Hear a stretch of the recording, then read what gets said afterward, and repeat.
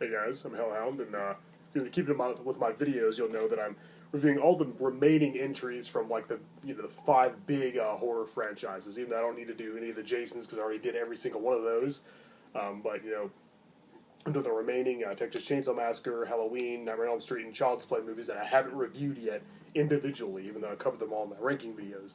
And so I already covered Leatherface, Texas Chainsaw Massacre 3, and The Next Generation, which is one of the worst movies ever made. And so, well, next would be the 2003 remake. Yeah, I'm not a big fan of this movie, but the good thing is that the last movie I reviewed was, shut up, was The Next Generation. So this movie looks way better in comparison, that's for sure. This is a masterpiece compared to that piece of crap. But yeah, okay, yeah, the Texas Chainsaw Massacre, the 2003 version. Now, the thing is, when this movie first came out, this was before every horror movie ever made had to have a remake. So I wasn't as annoyed with it back then. I wasn't, I wasn't totally against it. I thought, okay, cool, maybe we'll see updated versions of, the Hitchhiker and the Cook and, the Grandpa. And I thought that'd be really cool. Unfortunately, that's not really what we got. The original 1974 classic is a masterpiece. It's untouchable. It's highly effective. It feels like a real crime caught on film. It feels almost like documentary style. And like the kind of cheap, low-budget quality and the grittiness really adds to the feel of the film. Because it's based on the real-life murders of, Ed Gein, the notorious serial killer. And nothing compares to that movie. I know it's a little dated now. Maybe it hasn't aged well, but still, the fact is, there's a scene where they kidnapped a girl. She's tied to a chair at a dinner table, and these cannibalistic, evil hillbillies are eating her friends right in front of her. They killed and ate her friends, and she's being sitting there forced to watch. And so there's not really many things that are scarier than that. And this movie omitted that scene entirely.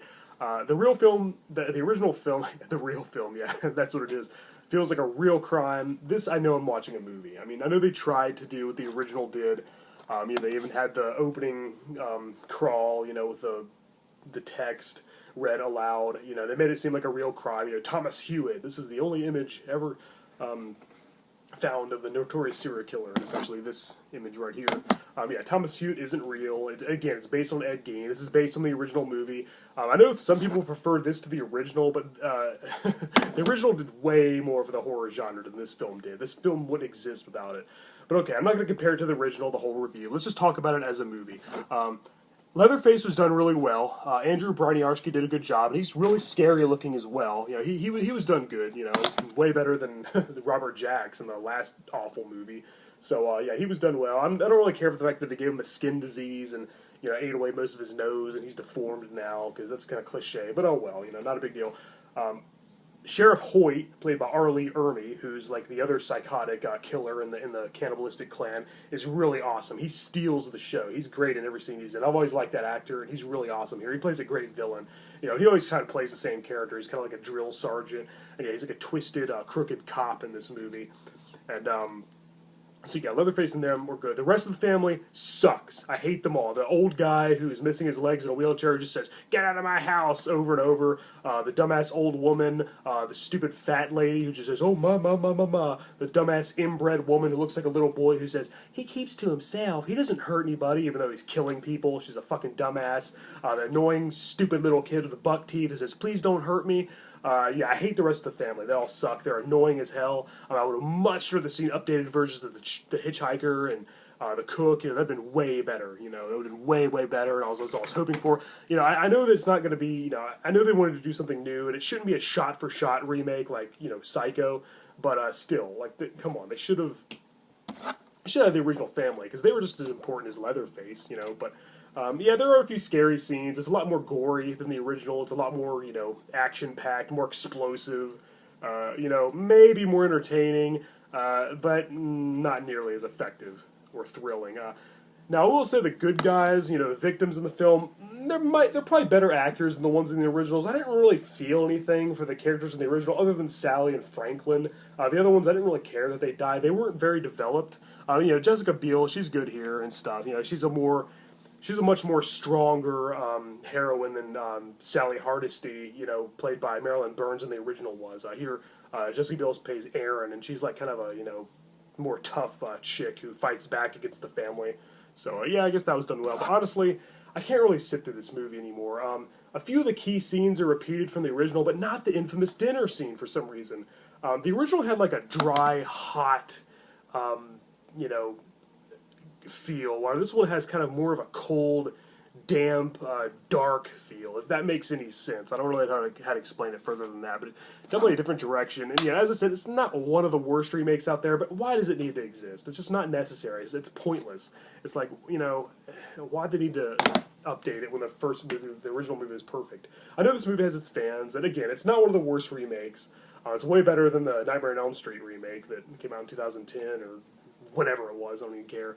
But, you know, Leatherface was done well, as I said. Andrew Broniarski was good. The acting was good. You know, it's not terrible. Directed by Marcus Nispel. But, again, why did we need it? Now, it was followed by a prequel, which I'll get to in the next video, so I'll cover that. I don't know. Anything else I need to say about this one? Yeah, I don't know. Yeah, Leatherface does look scary as hell. There are some really dark, gritty scenes. Again, it is a lot darker than the original. You know, I don't know. I feel like it's like less horrifying because I don't know, the family is annoying. They don't really even do much. Like they're, you know, the old fat lady and the old man. What can they even do? You know, what can they do? It's just Leatherface and Sheriff Hoyt doing all the work. You know. You know, so yeah, I hated the family. I really wish they went to the original family, like an updated version. That'd have been cool as hell. But they didn't, so, you know, whatever. What are you going to do? Yeah, Texas Chainsaw Massacre from 2003. Again, not a terrible movie, not one of the worst remakes, but again, I wish this movie didn't exist. I wish this was never made. You know, just stick to the original. And again, I know this one has its fans, but, you know, I don't know. There's some things they did well. Again, you know, I'd probably give it like a 6 out of 10, maybe a 7. I don't know. You know, I don't know. I guess it's enjoyable on its own, but when you compare it to the original, it's going to lose every time, in my opinion, at least. So, alright guys, I guess that about covers it. I think there was more I was planning on saying, but I forgot. So, yeah, whatever. Texas Chainsaw Massacre 2003. Let's just get through these movies so we can move on. Alright, I'm Hellhound, and until next time, I'll review Texas Chainsaw Massacre at the beginning. Bye.